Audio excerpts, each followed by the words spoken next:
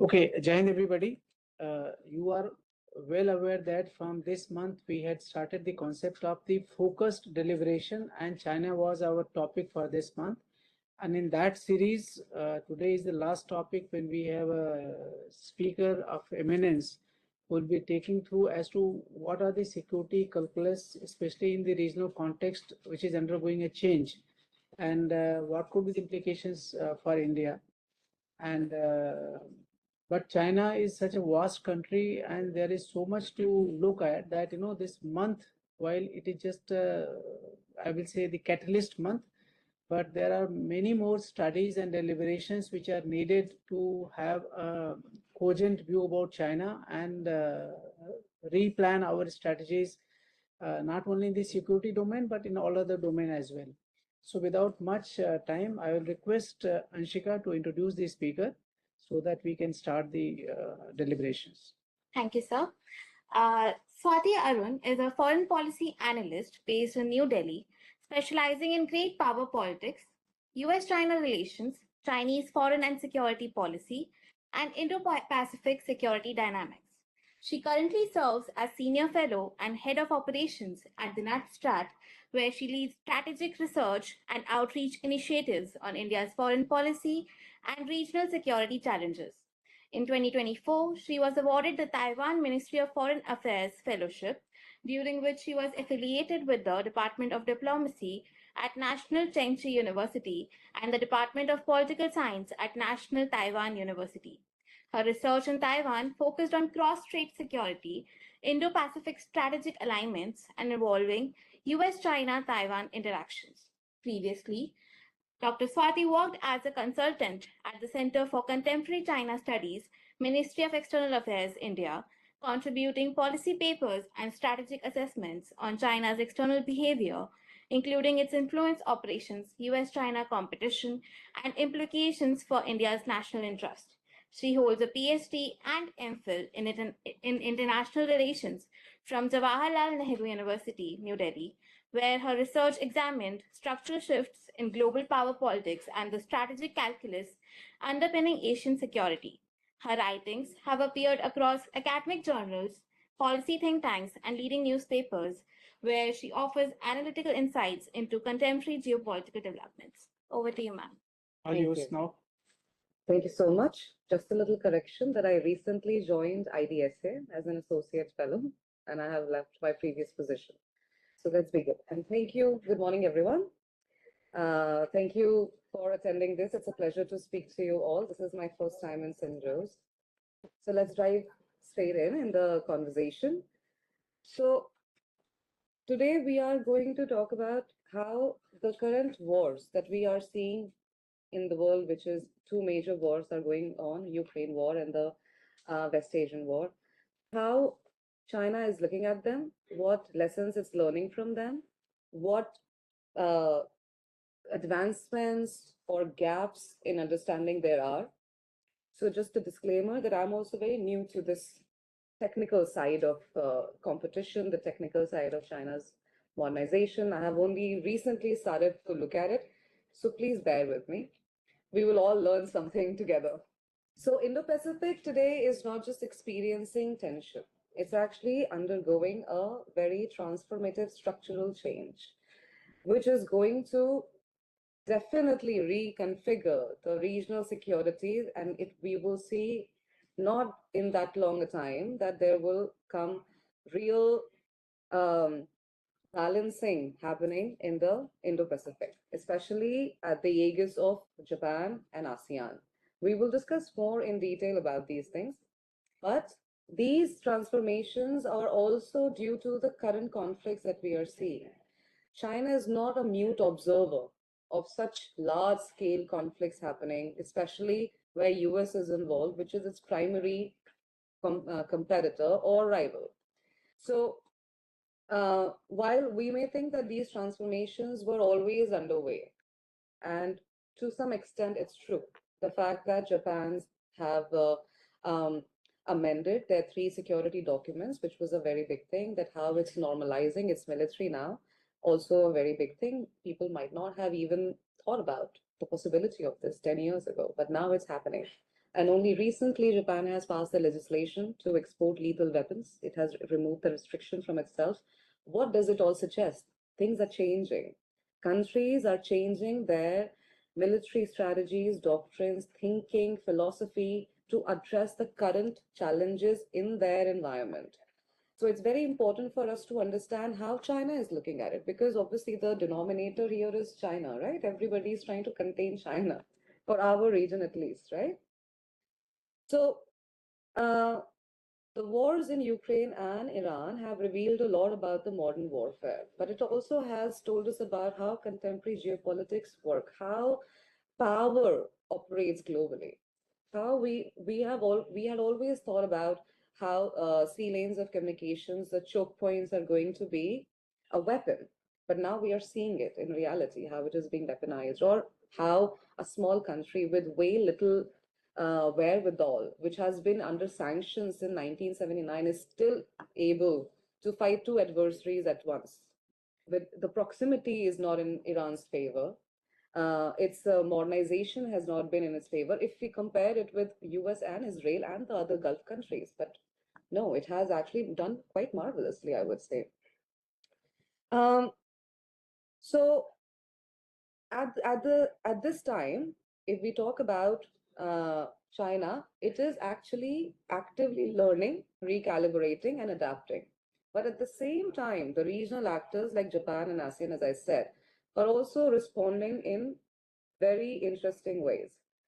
So today I would like to highlight the changes in Chinese military strategy or thinking, the lessons from the ongoing wars, along the changes in the regional security. The key argument that I would like to advance today is that China is not becoming more aggressive in a conventional sense. It is becoming more sophisticated, more patient, and more indirect. And at the same time, the region is not bandwagoning with China. There are obviously some countries that we may assume that because of the economic interdependence are more inclined towards China, but largely, if you see Vietnam, Philippines, even Indonesia, Malaysia are all hedging. And they are not just hedging, there is a layered strategy of collective security hedging, balancing, but selective alignment as well. One cannot even imagine to develop economically without Chinese input. It is so embedded in the global supply chain that we can't think about finding an alternative. The alternatives may take many years, but then we must also understand that for almost every country, from Congo to, let's say, and from South to South Korea, everybody is now thinking about how to become, how to gain that leverage in the global supply chain, how to become important node in the global supply chain, how to accumulate capability, how to acquire more. And it's not just an economic sphere, it's a military sphere. Diplomatically, everybody wants to be important. Now it has, because the erraticness of our benevolent hegemon, that was the US, is no longer a reliable partner, is no longer even seen as a reliable ally. So when such transformations are happening, we all have to think about ourselves. And this is so much more visible in Asia, in Indo-Pacific, how each country is now thinking about itself. So why does this matter? It matters because there are lessons that we need to learn from Ukraine war, which has showed massive use of drone systems and the other unmanned systems. It has also highlighted the rapid pace of innovation cycle during a modern conflict, which is centered around low-cost unmanned systems. The proliferation of drones, which has now triggered countermeasures, such as a widespread use of electronic warfare systems, which in turn drove development to circumvent the countermeasures. It's a whole ecosystem that is coming up. So the rapid innovation cycle has prompted both Russia and Ukraine to create separate organizations dedicated to unmanned systems warfare and lessons from the front line through their force organization, force generation. And the same rapid adoption cycle favors flexibility, decentralized innovation, conditions that may be difficult for PLA centralized and politically constrained system to replicate. We will talk more about all of these points in detail. And the war in Ukraine and the West Asia has also reshaped how air and missile warfare, particularly through the widespread use of low-cost one-way attack drones, which Russia has experimented in already combining with long-range drones and cruise and ballistic missiles, creating a complex strike pattern that will overwhelm and likely confuse Ukraine's air defense systems. Only recently, I read somewhere, I think it was PLA Daily, that China itself has started to convert its old J-16s into a fixed wing drones. Excuse me. So in response to that, Ukraine also has adapted, building a more efficient integrated air and missile defense, like IAMD network, using expensive interceptors, which are only for high value targets, while they rely on their cheaper methods to counter drones and lower end missiles. So now they are selectively using a batch to counter high value targets where they will have to use advanced interceptors, whereas using low quality drones to intercept others.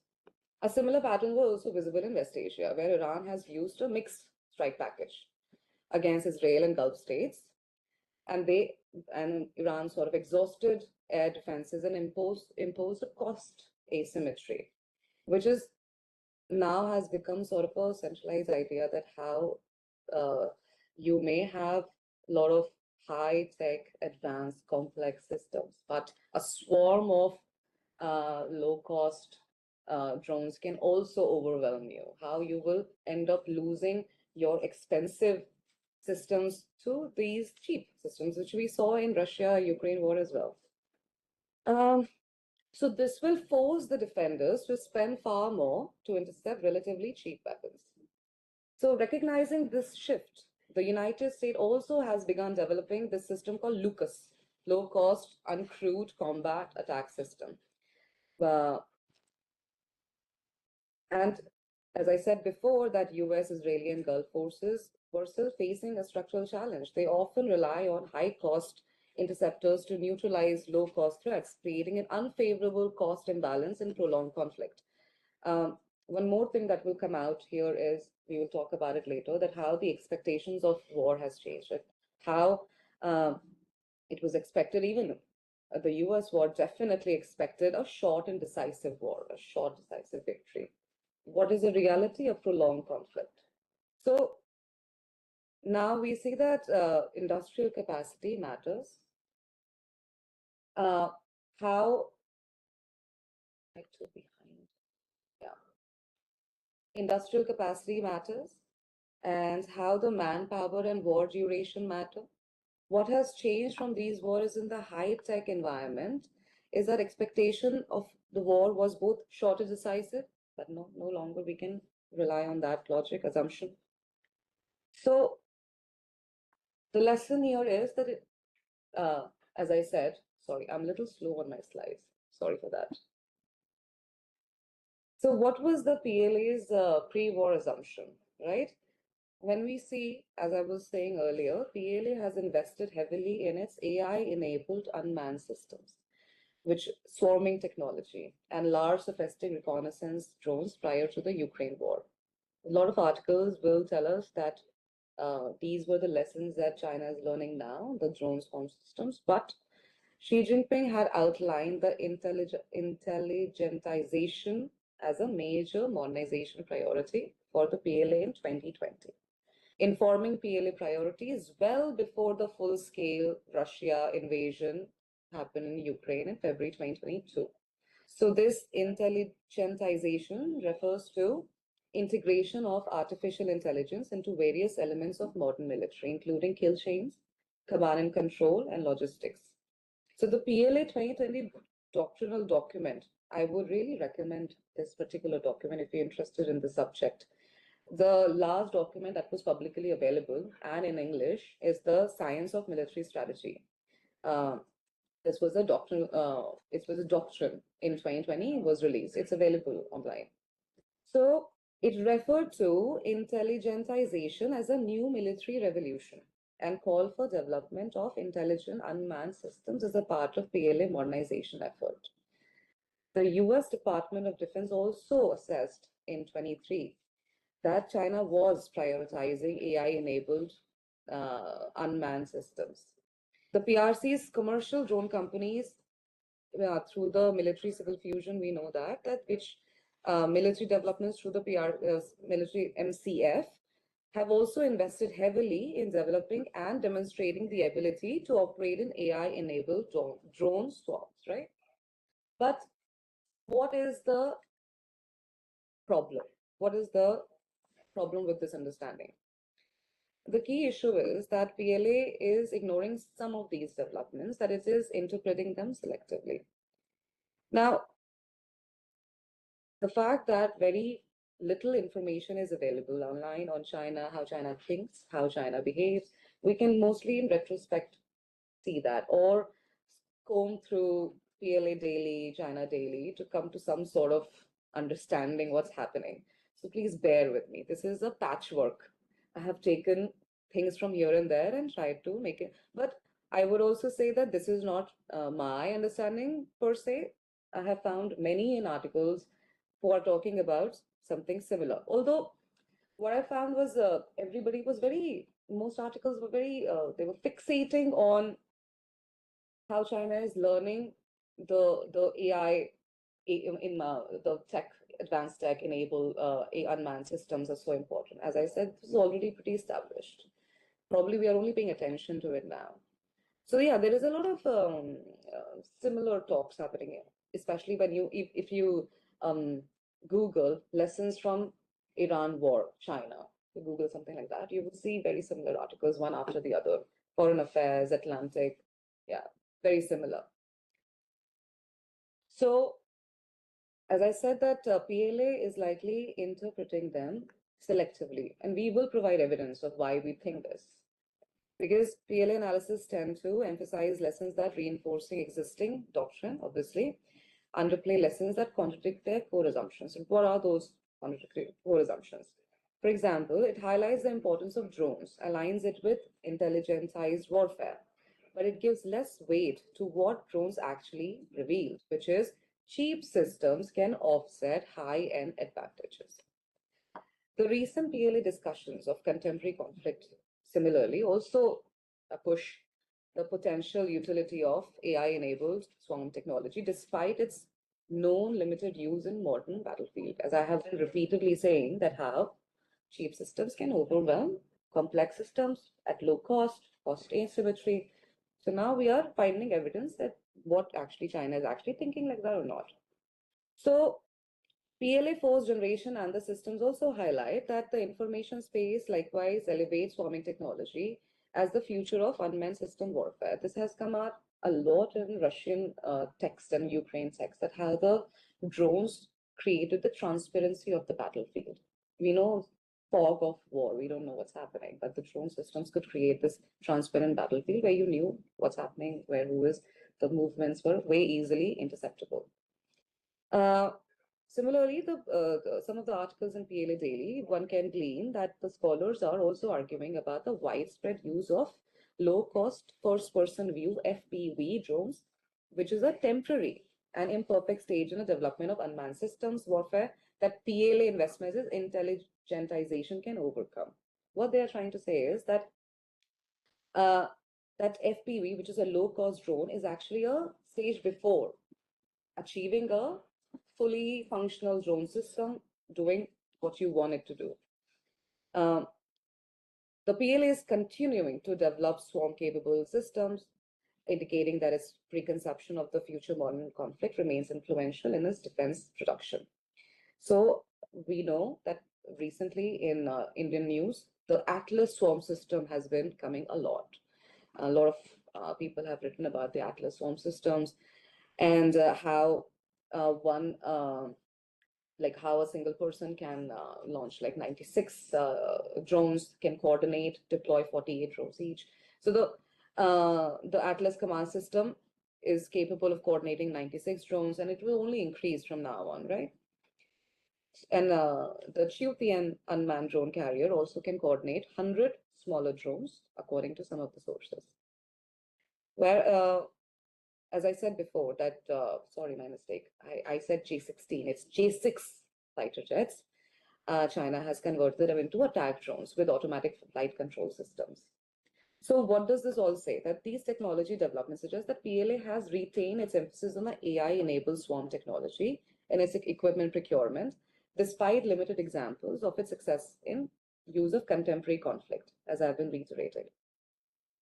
PLA likely intends to deploy drone swarms to overwhelm, degrade advanced air defenses, either in Taiwan or in US military infrastructure in Indo-Pacific. China has various conflicts happening at the same time. So a large PLA drone swarm deployed in this manner could complicate Taiwan's and the United States' ability to intercept PLA's large stockpile of precision missiles that it would likely use to create a favorable condition for an amphibious landing. Modern discussions suggest that rather than discussing how to leverage low-cost simple systems as force multipliers, developing sophisticated systems that can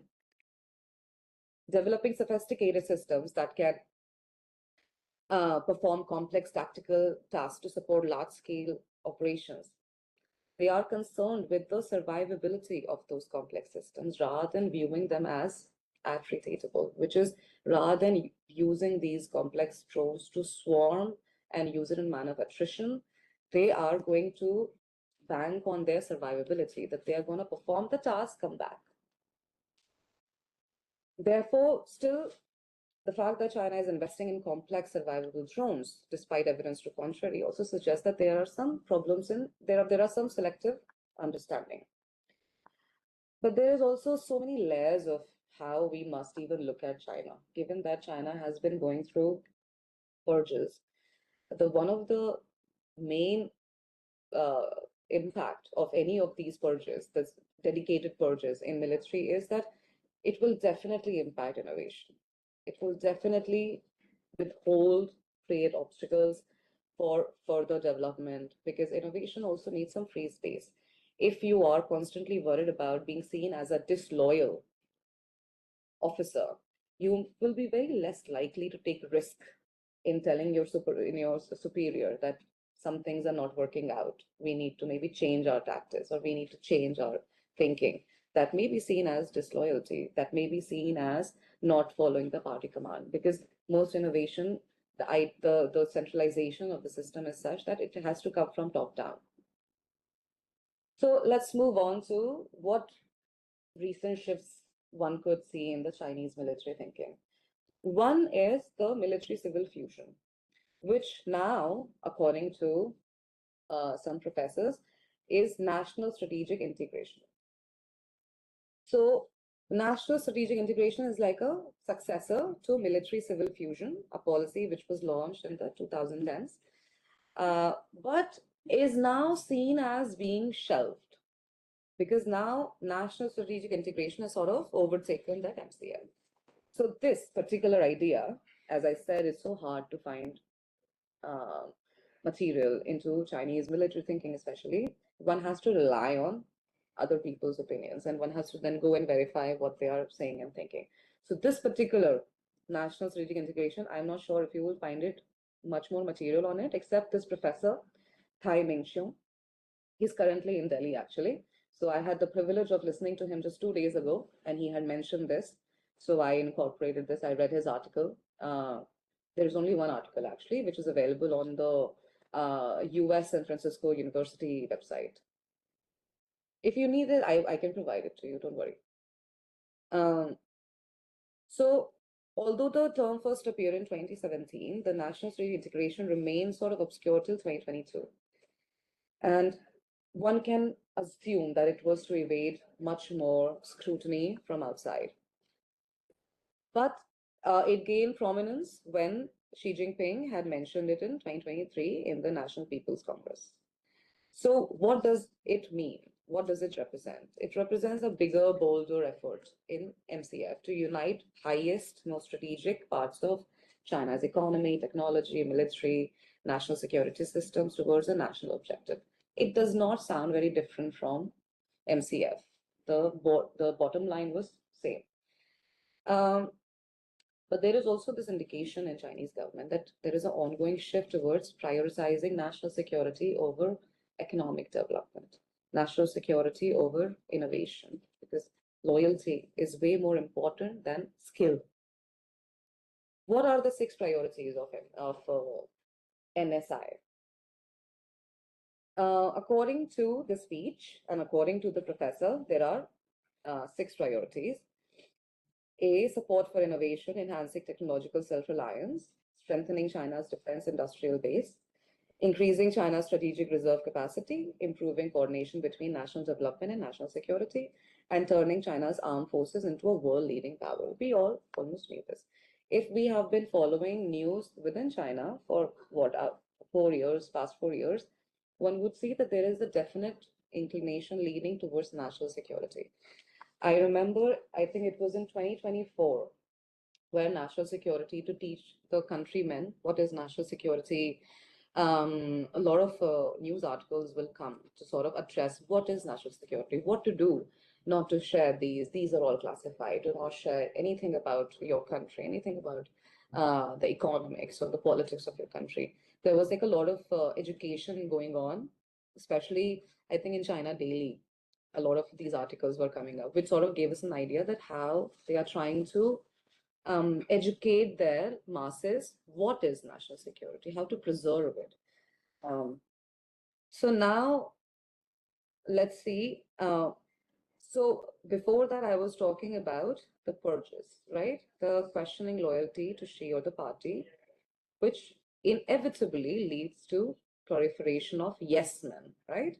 Which obviously will then reduce your innovation cycle without any direct policy mandate. No officer will be very likely to take the risk to go against the party diktat and do something new. So definitely there will be slower advancement.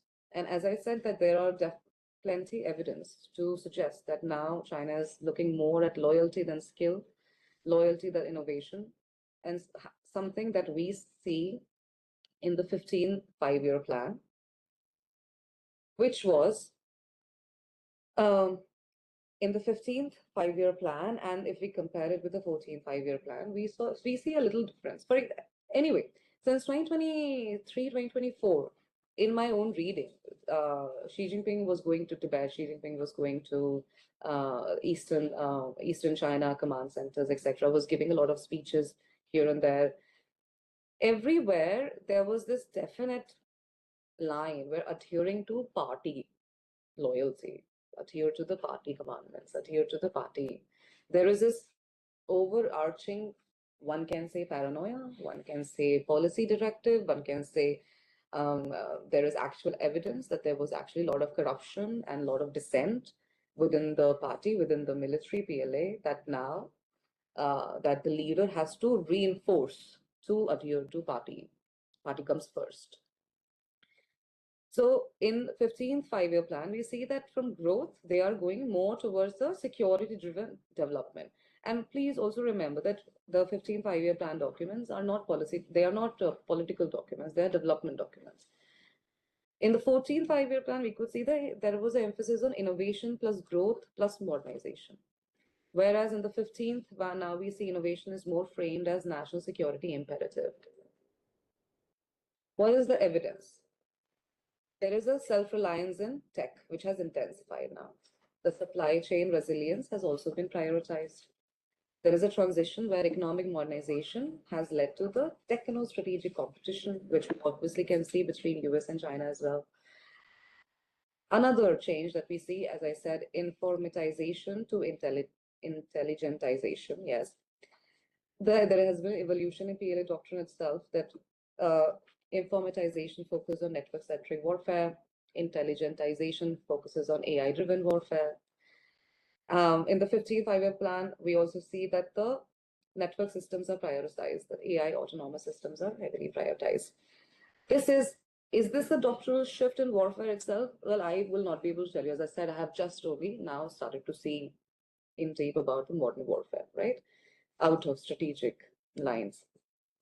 There is also a sectoral tech policy which has now moved into system level integration. I think Sir was also talking about the warfare, joint warfare integrated policy document has come out. Earlier, there were separate policies for AI, 5G, etc. One can say that MCF sort of encapsulated everything, but even there were separate policies for AI and 5G. Even not just separate policies, but separate offshoots of operations also in it. And now they have become integrated. How AI, data, cloud plus industry, right? There is AI plus strategy across economy. There is also this impetus in commercializing technology. Technology should not only be the advancement of technology usually happens in military warfare, military sector, whereas now they want to spread it into commercial usage, which obviously US is known for it, right? So there is also a move toward platform state model. What does it mean? It means that there is a new form of state capitalism where the government is less likely to act like a central government, but like a central planner. And it is like a platform, a company platform to manage its entire innovation ecosystem. So instead of focusing on direct ownership, the state builds the overarching digital physical infrastructure, regulatory infrastructure, which we can call a platform, within which the private firms compete, innovate, and deploy technologies at scale. So from substitution to global tech leadership, in the 45-year plan, we saw that there was a reduced dependency. But in the next one, we saw that actively shape global tech order. If we read the news, there is definitely a entire impetus towards how China can embed itself in different countries' technological ecosystem itself, right? Which we have been seeing for a very long time. It was being done very quietly, and we had not yet theorized it and put it in a pattern, and now we can actually see it.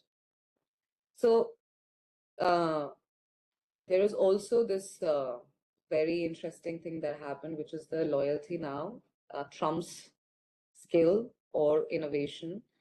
So under Xi Jinping, the system has moved toward more centralized authority, obviously. The purges have proved that itself. CNC has one person now, right? So party control embedded within all institutions, political reliability as a key measure for your performance, right?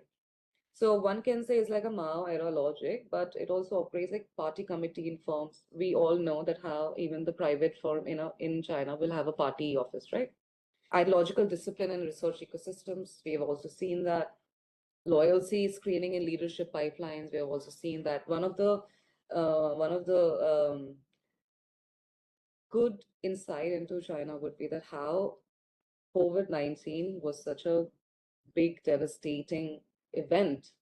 And yet, according to really reliable sources, it was sort of an agenda that if we get it, you get it.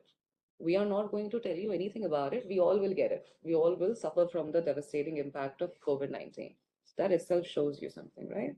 That how everyone who was seen as a whistleblower, that doctor who first talked about COVID-19 in December, he died.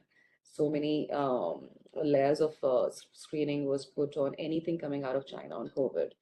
There was definitely a lockdown on the information going outside. So that itself says that the Chinese people itself were told not to talk about it, to just shut all communication from the outside world, right? What is the difference? It's not like anti-technology. Technology under political command also means that innovation cannot take without the party's direct order, right? No system to promote innovation, weakening of the ecosystem of the innovation of defense, because this can be seen as disloyal, as I just said before.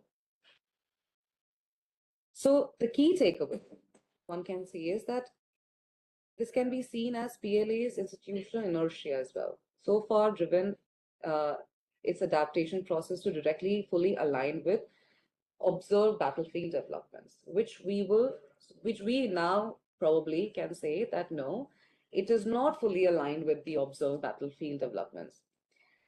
PLA still not using conflict abroad to shift away from the assumption that its unmanned systems will, for the most part, be highly survivable and capable of sophisticated tasks. One of the other things also that comes out of this, the two wars that we are seeing, is how aerial dominance is not everything. In order to have a decisive victory, or if you want to reach goals, your objective that you went into war with, you might actually need troops on the ground, right? Whether or not now in the current wars, not the Ukraine war, but the Iran war, one doesn't even know what was the objective really from the US side. We can obviously know Israel side, but US side, we still don't know what the objective was. Have they achieved that objective? We don't know. But even let's say their idea was regime change. Now one can say that aerial dominance or striking targets, etc., are not enough to have the goals that you set out to. Regime change is not happening, right, without troops on the ground. So PLA also continues to develop AI-enabled swarming technology, appears to see battlefield developments in Ukraine to confirm that swarming in the future is going to be the central warfare, central to warfare, modern warfare. Even though the war in Ukraine does not really support this argument.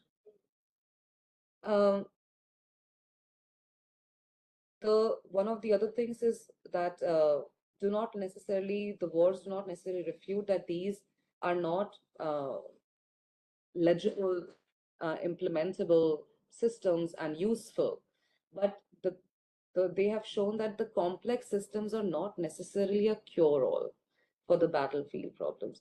As I said that when I was talking about how Russia did something and US and Ukraine did the countermeasure, and that Russia had to do the countermeasure again. So there is a system going on.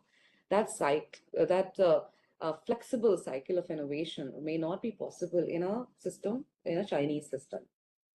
So the most notable aspect of contemporary warfare at this time is instead the proliferation of low-cost, attributable, and largely simplistic drone designs capable of pervasive reconnaissance and cost-effective precision strike. The PLA's preconception of unmanned warfare, as I have just outlined, has led it to partially downplay these dynamics.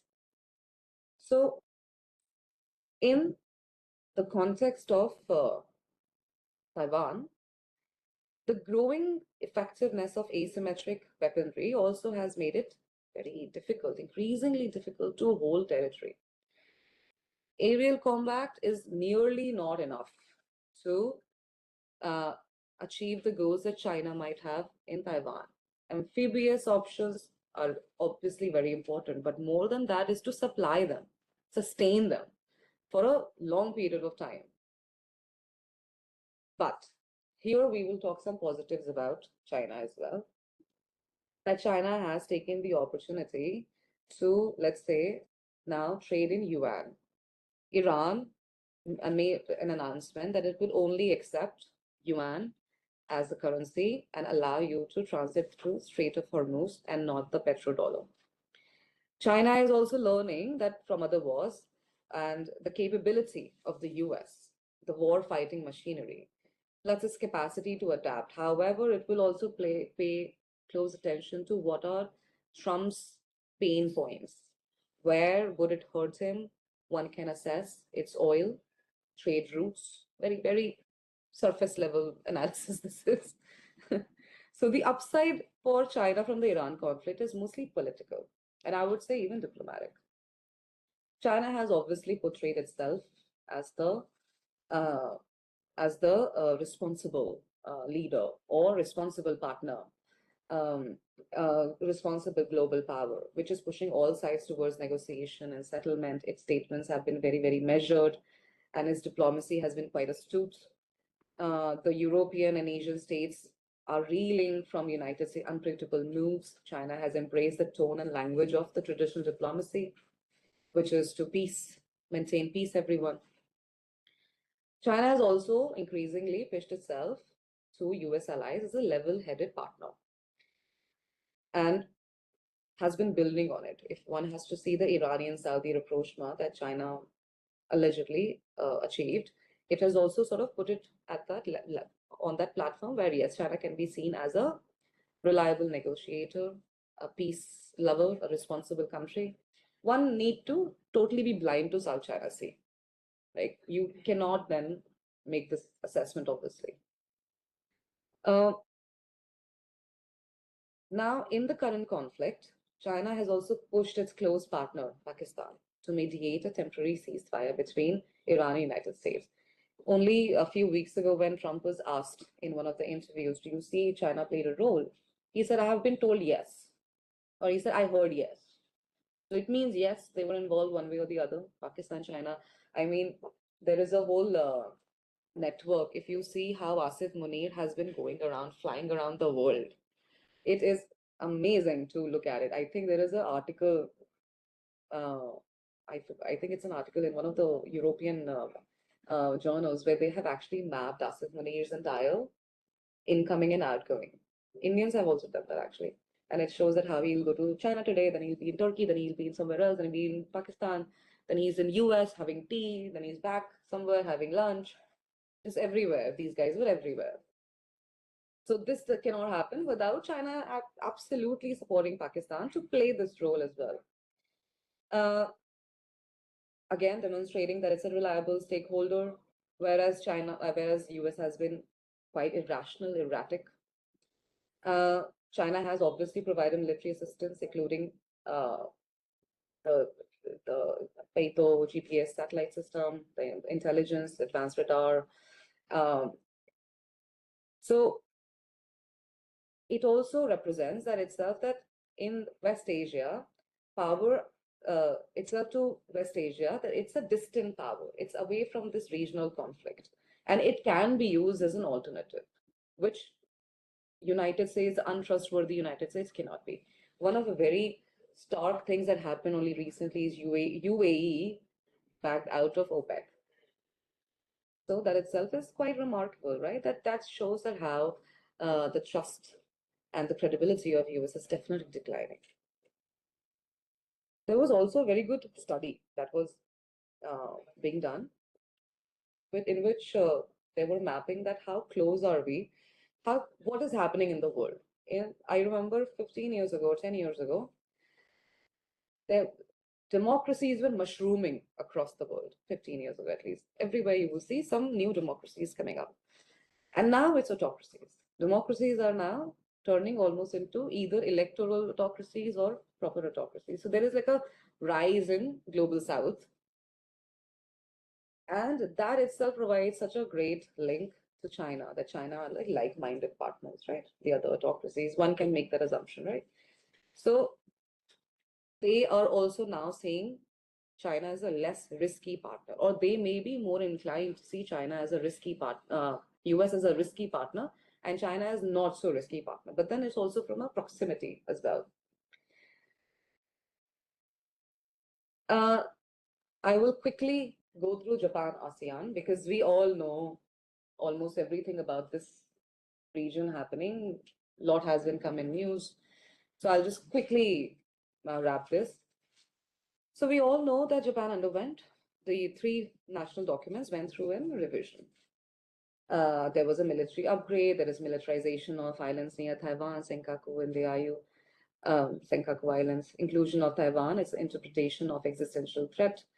There is an increase in defense budget. There's acquisition of counter-strike capabilities. Japanese overseas security assistance has been instrumental in providing crucial vessels, surveillance systems to ASEAN, and it's continuing to do so. One of the first recipients of this was Philippines and then Malaysia. Japan has obviously recently removed restrictions from itself, which has also revised the 3 principles on the transfer of defense equipment and technology.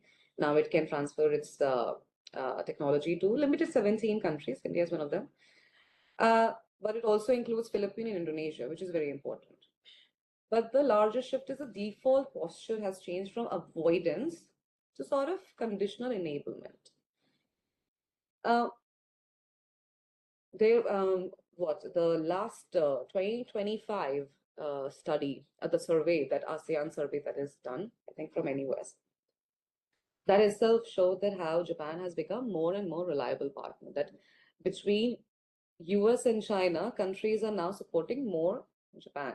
When you ask ASEAN countries, they always said that yes, China is our foremost trading partner. China is our primary economic partner. Yes. But do we trust China for security? No. Do we trust US for security? No. Who do we trust? Japan.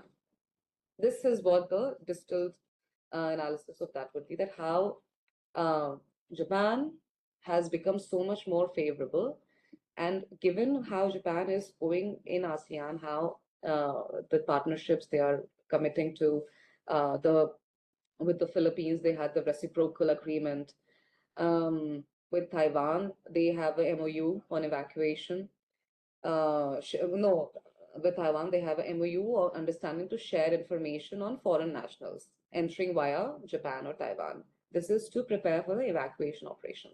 When the possibility that nobody is a foreigner or a spy, that you can actually differentiate between them. Japan has been trying to seek NATO-like alliance in Asia, which itself says like there is a impetus to grow collective security, make it more formal, create a framework around it. Hasn't been very successful, but has been going.